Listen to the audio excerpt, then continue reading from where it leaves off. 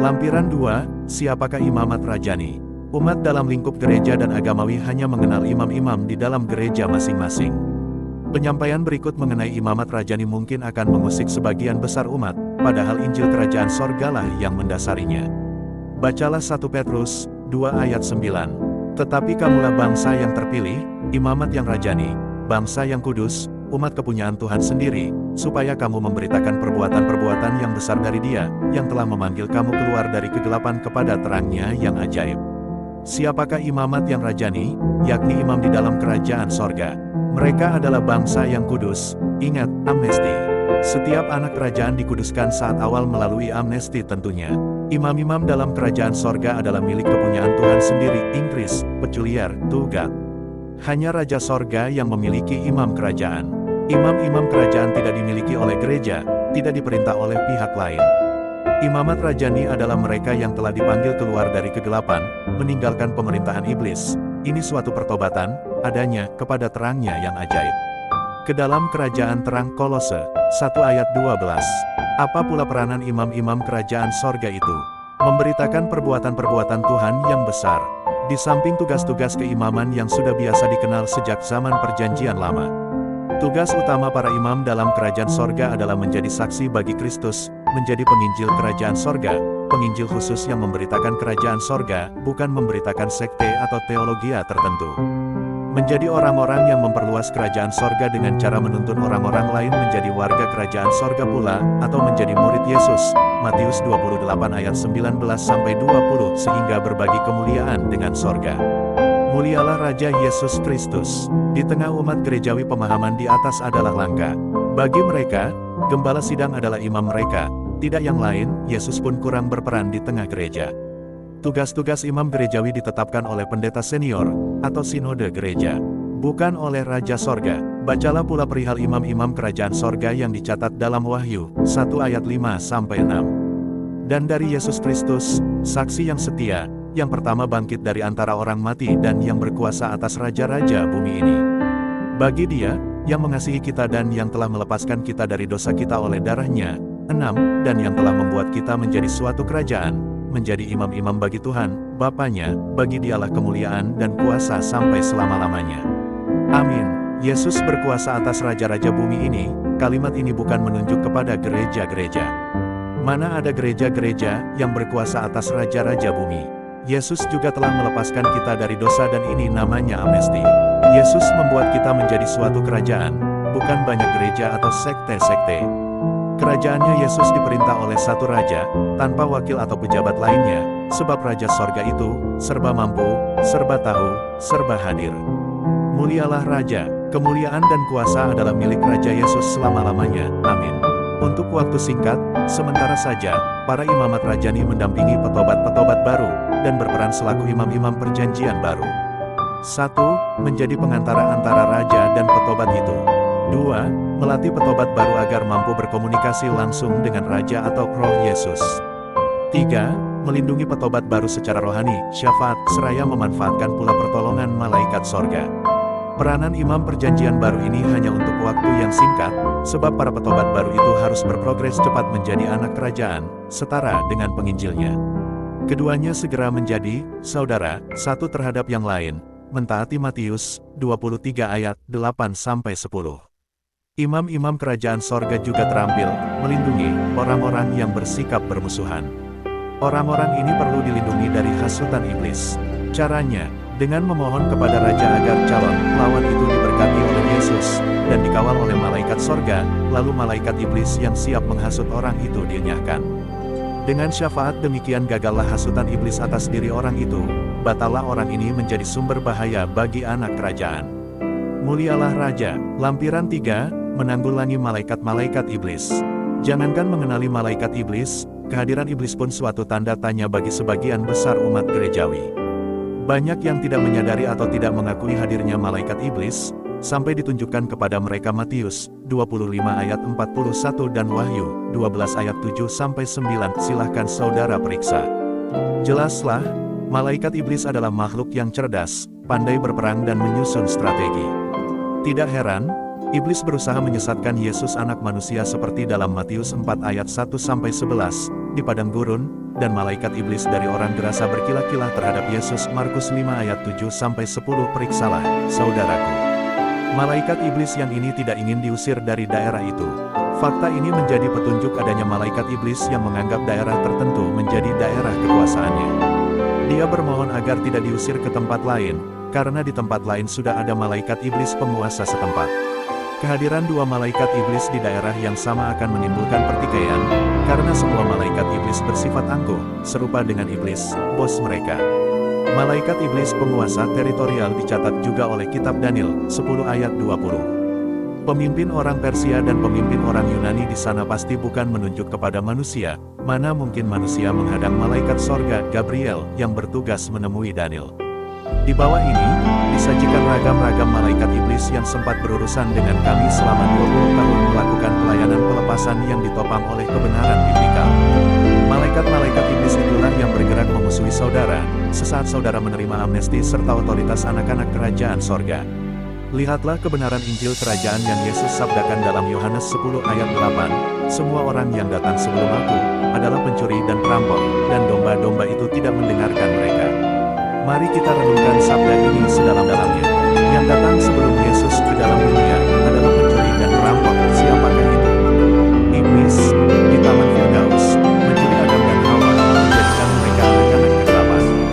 Yang kehilangan kemuliaan Tuhan seperti Roma 3 ayat 23. Yang datang sebelum Yesus ke tengah bangsa Israel, adalah pencuri dan perampok. Siapakah dia? Yahweh. Tokoh ini tidak sama dengan tokoh yang mengaku YHWH, yang Musa bertemu di semak belukar yang bernyala-nyala dan tidak terbakar. Musa tidak melafazkan YHWH. YHWH adalah nama malaikat sorga, dan selaku malaikat sorga dan tidak ingin disembah, itu sebabnya namanya tidak dapat dilafazkan, tidak dapat dipakai menyembah secara lisan. Yahweh adalah nama karangan pemimpin Yahudi setelah zaman Musa. Yahweh hanyalah ketiruan YHWH, Yahweh pula lah yang merangsang orang Yahudi untuk membuat patung anak sapi emas, untuk disembah. Yahweh inilah, yang datang sebelum Yesus kepada bangsa Yahudi, yang telah merampok pengikut YHWH, sehingga menjadi penyembah berhala. Ayatnya di dalam kitab Kisah Para Rasul, 7 ayat 40-43. Jadi tidaklah heran, ketika Yesaya menganggap orang Yahudi termasuk kepada bangsa yang berjalan di dalam kegelapan, Yesaya 9 ayat 1, yang memerlukan terang besar, terang Kristus. Namun sampai hari ini bangsa ini masih menolak Yesus, Raja Sorga. Demikianlah perampokan yang dilakukan oleh Yahweh. Yang datang sebelum Yesus ke tengah suku bangsa saudara, suku apapun itu, semuanya adalah pencuri dan perampok. Siapakah mereka? Sesembahan suku-suku bangsa, yang lebih dahulu mencuri suku-suku bangsa, termasuk suku bangsa saudara dan saya di masa lalu, sehingga mereka menyembah Debata, Nebata, Owalangi, Jubata, Tete Manis, Ismeno, dan lain-lain. Sesembahan suku-suku bangsa, lihatlah di dalam 1 Tawarik, 16 ayat 26 yang menjelaskan itulah, yang perampok dan ini, harus disingkirkan dari kehidupan kita masing-masing. Yang datang sebelum Yesus ke tengah garis keturunan atau marga saudara, adalah pencuri dan perampok. Siapakah itu? Untuk marga Situmorang, Batak Babiat Sitelpang, marga atau garis keturunan di setiap suku bangsa juga sudah lebih dahulu mencuri umat menjadi penyembah berhala, sehingga sulit untuk menjadi penyembah Raja Sorga. Yang datang sebelum Yesus ke dalam hati saudara, adalah pencuri dan perampok. Siapakah mereka itu? Mereka adalah malaikat-malaikat iblis dari daftar di bawah ini. A. Malaikat iblis atau dewa-dewa sesembahan leluhur. Kejadian 31 ayat 19, Terafim, periksa kamus Alkitab LAI. Malaikat iblis ini pula yang memberi ilham kepada leluhur untuk merumuskan adat suku bangsa masing-masing, sebab Raja Yesus belum diterima, jadi belum bekerja di tengah-tengah suku yang bersangkutan, sewaktu adat itu dirumuskan. B. Malaikat iblis atau singkatnya MI, yang mengikat perjanjian kegelapan dengan leluhur, sehingga mengikat seluruh keturunan. Perjanjian kegelapan ini perlu disangkali, berdasarkan hak asasi saudara sendiri, lalu saudara menegakkan perjanjian baru bersama Raja Sorga. C. Malaikat iblis yang memberi kesaktian atau sponsor kesaktian, Kisah Para Rasul 16 ayat 16-19 kepada leluhur. Malaikat iblis yang sama akan berusaha menyodorkan kesaktian yang serupa kepada saudara yang belum menolak dan mengusirnya pergi. D. Malaikat iblis sponsor garis keturunan, marga. Malaikat iblis ini memberi kejayaan kepada marga yang disponsorinya. Tergantung kuat lemahnya malaikat iblis sponsor marga ini, nampaklah kejayaan marga itu di tengah masyarakat. Malaikat iblis dari marga dari ibu saudara juga harus disingkirkan. Ketiga golongan ini ABC menganggap saudara selaku keturunan atau domba mereka yang melarikan diri, pindah ke kandang milik Yesus. Maka mereka akan berusaha dengan segala tipu daya mengembalikan saudara ke dalam kandang mereka kembali. Malaikat iblis yang saudara sembah di masa lalu, semasa saudara memeluk iman asing seperti Allah, Debata, Lowalangi, Wisneno, Keluaran, 23 ayat 13. Yahweh, dan sebagainya. Malaikat iblis sponsor kesaktian saudara di masa lalu, jika saudara sempat belajar ilmu gaib. Malaikat iblis yang disembah anggota rumah tangga saudara yang beriman asing. Malaikat terang palsu, 2 Korintus 11 ayat 13-15. Jenis ini hadir dan beroperasi di tengah gereja-gereja, membangkitkan teologi palsu serta mengadu domba sekte-sekte, bahkan mengadu domba para pejabat gereja. Termasuk ke dalam golongan ini adalah malaikat iblis penyesat teologi dan pengadu domba sekte-sekte. Malaikat iblis teritorial, sudah dibahas di atas. Malaikat iblis yang gentayangan, seperti di dalam Ayub 1 ayat 7. Malaikat iblis yang khusus menguntit anak kerajaan, Paulus mengalami diganggu oleh utusan iblis, 2 Korintus 12 ayat 7-9. Anak-anak kerajaan tidak percaya bahwa yang dimaksud oleh 2 Korintus 12 ayat 7-9 ini bukan sekedar sakit penyakit. Jelas sekali, utusan, Inggris, messenger, menunjuk kepada suatu tokoh yang cerdas dan licik, bukan sekedar sakit penyakit biasa seperti yang diyakini dalam berbagai teologi yang menyesatkan. Malaikat iblis sponsor ilmu-ilmu ateistik. Ilmu-ilmu yang tidak mengakui adanya Tuhan tentu dikembangkan oleh musuh kerajaan sorga. Termasuk ke dalam golongan ini adalah psikologi, sekuler filsafat, etika, sekuler sosiologi, hukum Islam, dan lain-lain. Saudara yang terkasih, sebagian atau semua malaikat iblis yang tertera di atas mungkin sudah lebih dahulu merasuki hati saudara, yakni sebelum Roh Yesus memasuki hati saudara. Betapa dalamnya hikmat di dalam sabda Yesus pada Yohanes 10 ayat 8 itu. Sebagian saudara pasti bertanya, mengapa begitu banyak malaikat iblis yang harus ditanggulangi? Padahal di barat sana, banyak orang Kristen yang bagus rohaninya tanpa mengusiri malaikat-malaikat iblis. Saudara, mereka yang di barat sudah berpuluh generasi menjadi Kristen, sehingga sudah terpisah puluhan generasi dari leluhur mereka yang menyembah berhala. Maka daya pengikat setan-setan itu, beserta daya ikat perjanjian kegelapan, sudah merosot sekali. Di Indonesia, orang Kristen umumnya baru terpisah 2 atau 3 generasi saja dari penyembah berhala. Karena melemahnya ikatan kegelapan terhadap mereka yang sudah berpuluh generasi menjadi Kristen, iblis sudah mempersiapkan ikatan yang lain, berbentuk ilah masa kini, hedonisme, termasuk kemewahan, seks bebas, kawin cerai, korupsi. Ini tidak mereka anggap sebagai mencuri, narkoba, yang oleh sebagian orang dianggap obat perjudian, dan lain-lainnya. Sungguh iblis dan malaikat-malaikatnya tidak mau menyerah kalah terhadap kerajaan sorga. Saudara yang terkasih, malaikat-malaikat iblis itu tidak dapat dipandang ringan. Mereka sabar menanti ketika yang baik Lukas 4 ayat 13, untuk menyerang, sekurang-kurangnya mempengaruhi pikiran, perasaan dan kehendak saudara. Maka, anak-anak kerajaan yang sudah dewasa, akan memerangi mereka setiap hari, seraya mengundang malaikat sorga untuk mengawal, setiap hari juga. Maka sebaiknya saudara menemui atau kenalilah malaikat-malaikat iblis yang memusuhi saudara, dengan pertolongan daftar di atas.